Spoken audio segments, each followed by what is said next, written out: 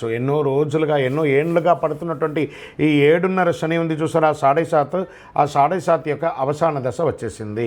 మీకు ఇది నిజంగా అదృష్టమైనటువంటి నెల అని చెప్పచ్చు. అన్నిట్లోనూ మార్చి నెలలో చాలా అనుకూలమైనటువంటి ఫలితాలు. ఎందుకంటే 7.5 శని 7.5 శని మీకు తొలగబోతుంది మార్చి 27కి. శుక్రుడు యోగంగా ఉన్నాడు, శని 2వ ఇంట్లో ఉన్నాడు. ఈ నెల 7.5 శని తొలగంతో పాటు కుజుడు ఈ నెల చాలా అనుకూలంగా ఉన్నాడని కూడా చెప్పచ్చు. మీ ఆరోగ్యాన్ని కాపాడే బాధ్యతను సూర్య భగవానుడు తీసుకుంటున్నాడు. 1-2 శుభవార్తలు వినే అవకాశాలు అద్భుతంగా ఉన్నాయి. ఆదాయ పరిస్థితి చాలా అనుకూలంగా ఉంటుంది. విదేశాలకు వెళ్ళాలనుకున్న వాళ్ళకి ఇది ఒక మంచి సమయం. మీ వీసాలు ఏమైనా స్టక్ అయి ఉంటే అది దొరుకుతుంది. ఉద్యోగంలో చిన్నపాటి సమస్యలు ఎదురు చూస్తున్న వాళ్ళకందరికీ కూడా ఇది వచ్చే శుభ సమయం అని చెప్పచ్చు. మంచి అవకాశాలు దొరుకుతున్నాయి. వృత్తి వ్యాపారంలో సంతృప్తికరంగా సాగిపోతుంది. వ్యాపారంలో పార్ట్నర్షిప్లో ఉన్న వాళ్ళకి యోగం అని చెప్పచ్చు.